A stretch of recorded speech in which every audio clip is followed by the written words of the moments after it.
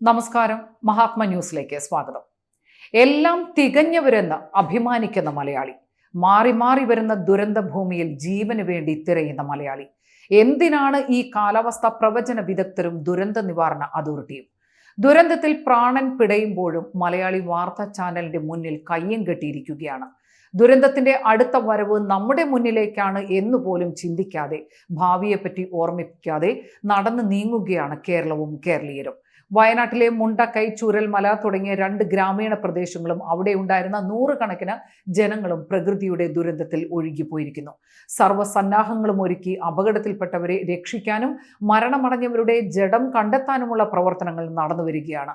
കേരളം കണ്ടിട്ടില്ലാത്ത ഭീകരമായ മഹാദുരന്തം ഉണ്ടായി കഴിഞ്ഞപ്പോൾ ഒരു ചെറിയ മുന്നറിയിപ്പോ, അപകടം തൊട്ടു മുന്നിലുണ്ട്, മാറിപ്പോവുക എന്ന് വിളിച്ചു പറയുവാനോ ഇവിടെയുള്ള ഒരു സാങ്കേതിക വിദഗ്ധരും ഉണ്ടായില്ല എന്നത് പ്രബുദ്ധ കേരളത്തിന് അപമാനകരമാണ്. ഈ മഹാദുരന്തത്തിൽ ഇതുവരെ 200ഓളം മരണങ്ങൾ സ്ഥിരീകരിച്ചിട്ടുണ്ട്. 475-ലധികം മനുഷ്യരെ കാണാനുമില്ല.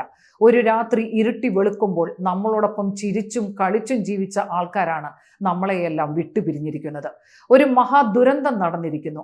നിരവധി ന്യായീകരണങ്ങളും വിമർശനങ്ങളും സഹായ പ്രഖ്യാപനങ്ങളും പതിവ് പോലെ മലയാളി സമൂഹം നടത്തിക്കൊണ്ടിരിക്കുകയാണ്. ഇതിനിടയിൽ ദുരന്തത്തിന്റെ ആഴവും പരപ്പും കണ്ടറിയുന്ന ഒരു സാധാരണ മലയാളി സംശയിച്ചു പോകുന്ന ചില കാര്യങ്ങളുണ്ട്. വികസനത്തിന്റെ കാര്യത്തിൽ ആകാശം മുട്ടെ എത്തി നിൽക്കുന്ന ആൾക്കാരാണ് നമ്മൾ എന്ന് അഭിമാനിക്കാറുണ്ട്.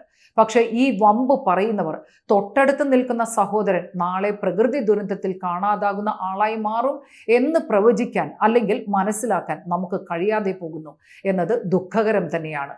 ചന്ദ്രനിൽ വെള്ളമുണ്ടോ, അവിടുത്തെ മണ്ണിൽ എന്തൊക്കെയാണ് രാസഘടകങ്ങളുള്ളത് എന്നൊക്കെ ഭൂമിയിലിരുന്ന് കണ്ടുപിടിക്കുന്ന ശാസ്ത്രയുഗത്തിലാണ് മലയാളിയായ നമ്മൾ ഓരോരുത്തരും ജീവിക്കുന്നത്. ഇത്രയും ആധുനികവും ശാസ്ത്രീയവുമായ സൗകര്യങ്ങൾ കൺമുമ്പിൽ നിൽക്കുമ്പോൾ ഭൂമിയിലേക്ക് അതിശക്തമായ മഴ ചൊരിയാൻ കഴിയുന്ന കാർമേഘത്തിന്റെ വരവെങ്കിലും കണ്ടുപിടിക്കാൻ നമുക്ക് കഴിയാതെ പോകുന്നുവെങ്കിൽ അത് ശാസ്ത്രത്തിന്റെ ഗതികേട് തന്നെയാണ്. കേരളത്തിൽ പ്രകൃതി ദുരന്തങ്ങൾ പുതിയ കാര്യമൊന്നുമല്ല. 2018 ഉണ്ടായ മഹാപ്രളയത്തിന് ശേഷവും ഓരോ കാലവർഷക്കെടുതിയിലും നിരവധി പേർ മരണത്തിലേക്ക് നീങ്ങുന്ന സംഭവങ്ങൾ ആവർത്തിച്ചുകൊണ്ടേയിരിക്കുകയാണ്. മലയോര മേഖല ദുരന്ത ഭൂമിയായി മാറിയിരിക്കുന്നു. ഇതിന് പൊതുജനങ്ങളെ കുറ്റം പറഞ്ഞിട്ട് കാര്യമില്ല. ഒരു ചെറിയ സംസ്ഥാനത്ത് പരിമിതമായ ഭൂമിയുടെ വിസ്തൃതിയിൽ 3.5 കോടി ജനങ്ങൾ തിങ്ങിപ്പാർക്കുമ്പോൾ സമതലവും മലയോരവും കിടപ്പാടമാക്കി മാറ്റേണ്ടി വരും എന്നത് വ്യക്തമാണ്. കേരളത്തിന്റെ മലയോര ജില്ലകളിലെല്ലാം കിടപ്പാടം ഒരുക്കാൻ കർഷകരടക്കമുള്ളവർ മല കയറുന്നത് അതുകൊണ്ട് തന്നെയാണ്. കേരളത്തിൽ 2018 മഹാപ്രളയം ഉണ്ടായ ശേഷം വലിയ സജ്ജീകരണങ്ങളുമായി സംസ്ഥാന ദുരന്ത നിവാരണ അതോറിറ്റി രൂപീകരിച്ച് പ്രവർത്തിക്കുന്നുണ്ട്. വലിയ ശമ്പളക്കാരായ നിരവധി ഉദ്യോഗസ്ഥരും സാങ്കേതിക വിദഗ്ധരുമാണ് ഈ അതോറിറ്റിയിൽ പ്രവർത്തിക്കുന്നത്. എന്നാൽ വയനാട്ടിലെ ദുരന്തത്തിൽ നിന്നും നമ്മൾ തിരിച്ചറിയേണ്ടത് ഈ ദുരന്ത നിവാരണ അതോറിറ്റി മലയാളിക്ക് ഒരു ദുരന്തമായി മാറി എന്നത് തന്നെയാണ്. ഇത്രയും ഭീകരമായ പ്രകൃതി ദുരന്തം മുൻകൂട്ടി അറിയിക്കുവാനോ അപകട സാധ്യതയുള്ള മേഖലയിലെ ആൾക്കാരെ അവിടെ നിന്ന് മാറ്റുന്നതിന് ഉരുൾപൊട്ടൽ അടക്കമുള്ള ഭീകര സാഹചര്യം പരമാവധി തടഞ്ഞു നിർത്തുന്നതിനോ എന്ത് ശ്രമമാണ് ഈ അതോറിറ്റി നടത്തിയത് എന്ന ചോദ്യം ബാക്കിയാണ്. അതുപോലെ തന്നെയാണ് കാലാവസ്ഥ പ്രവചനത്തിന്റെ കാര്യവും. നിരവധി ഉദ്യോഗസ്ഥരും ശാസ്ത്രജ്ഞരും നിരവധി സജ്ജീകരണങ്ങളുമായി നീങ്ങുന്നതാണ് ഈ കാലാവസ്ഥ പ്രവചന കേന്ദ്രങ്ങൾ. എവിടെയെങ്കിലും മഴക്കാറ് കാണുമ്പോൾ പണ്ട് നാട്ടിൻ പുറത്തെ സാധാരണക്കാർ പറയാറുള്ളത് പോലെ മഴ പെയ്യാനും പെയ്യാതിരിക്കാനും സാധ്യതയുണ്ട് എന്ന രീതിയിലുള്ള പ്രവചനമാണ് ഈ കൂട്ടർ പതിവായി നടത്തിക്കൊണ്ടിരിക്കുന്നത്.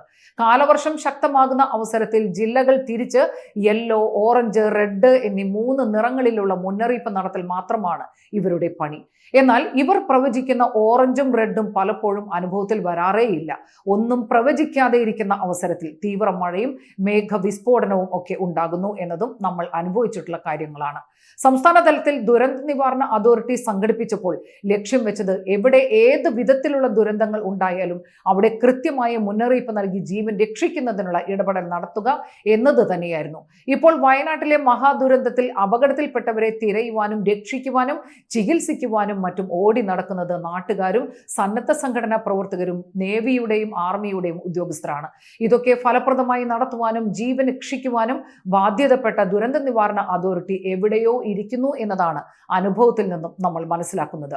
ദുരന്തങ്ങൾ ആവർത്തിക്കപ്പെടുകയും നൂറുകണക്കിന് മനുഷ്യജീവനുകൾ നഷ്ടപ്പെടുകയും ചെയ്യുമ്പോൾ ദുരിതാശ്വാസം, പുനരധിവാസം തുടങ്ങിയ നിർദ്ദേശങ്ങളുമായി നടക്കുന്ന ആൾക്കാരായി മാറിയിട്ടുണ്ട് സംസ്ഥാന ദുരന്ത നിവാരണ അതോറിറ്റി.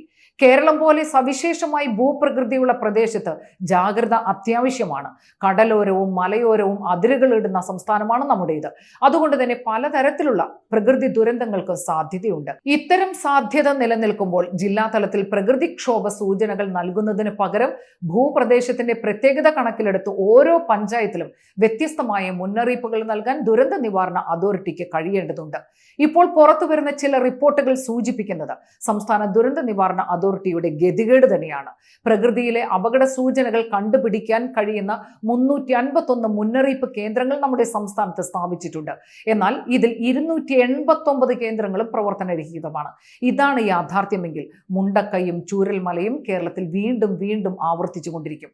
ഓരോ ദുരന്തങ്ങൾ വരുമ്പോഴും മരണനിരക്കിന്റെ കണക്ക് പഠിക്കാനും ദുരിതബാധിതരുടെ സഹായ കണക്ക് പരിശോധിക്കാനും മാത്രമായി നമ്മുടെ പ്രതികരണം തുടർന്നു കൊണ്ടുപോകാം. നന്ദി, നമസ്കാരം.